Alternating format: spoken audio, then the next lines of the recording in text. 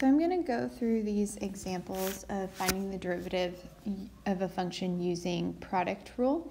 So I'll do a video with product rule, a video with quotient rule, and then a video with a couple examples of chain rule. So referencing product rule, right, it's if you have a function that can be thought of as a product of two other functions, let's say f of x times g of x, then the derivative of that function will be the first factor times the derivative of the second factor plus the second factor times the derivative of the first. Since addition and multiplication are both commutative, the order doesn't so much matter here. It's really one factor times the derivative of the other plus the reversed. Okay, so this is a function that you could multiply out and then just apply power rule to find the derivative. But just to start with something basic with applying product rule, let's think of this first factor as f of x and this second factor as g of x. So then dy over dx will be the first factor. And then times the derivative of the second, and to find the derivative of the second factor, we're just applying power rule. So 5x minus 2, 5x to the fourth minus 2, sorry about that, and then plus the second factor times the derivative of the first factor. So the derivative of f of x is going to be 8x to the seventh plus 6x. Okay, and you could multiply that out if you're trying to match your answer to something. You could multiply it out, or you could just use the derivative in this form, the way that it's written.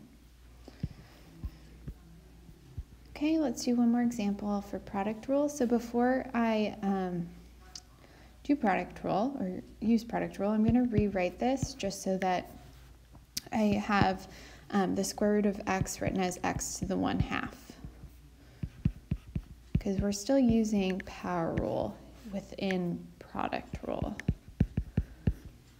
Okay, so I'm going to use this first factor. Think of it as f of x, the first factor. Oh, this is tricky, huh, because it's naming. So let's call the first factor actually g of x, and then how about the second factor like h of x? So the derivative, and because it's the given function, there's function notation being used for the y values. We'll use f prime of x to represent the derivative. So it'll be the first factor times the derivative of the second factor, which is just 2x, plus the second factor times the derivative of the first. So 1/2 x to the negative 1/2, and then that'll be minus x to the negative second. So that's the derivative of the first factor, g of x.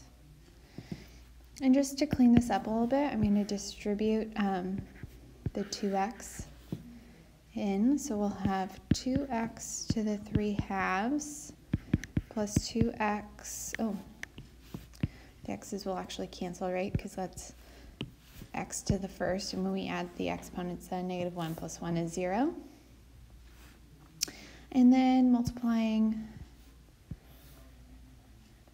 these two factors out, so that'll be plus 1/2 x to the 3/2, and then minus 1 when we do x squared times negative x to the negative second power, and then plus 1/2 x to the negative 1/2,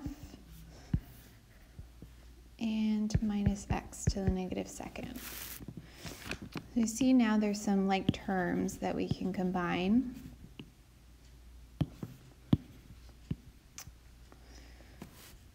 And then I'm also going to rewrite these terms without the negative exponents. So we'll have 2 plus 1/2 is going to be 5/2 x to the 3/2. combining the constants, that'll give plus 1, and then plus 1 over 2 times x to the 1/2, and minus 1 over x squared. Okay, so if you were trying to match this to another answer, you might need to get a common denominator, but we've combined all like terms and we've rewritten without any negative exponents, so I'm going to stop there. Okay, so I'll make the next video on quotient rule.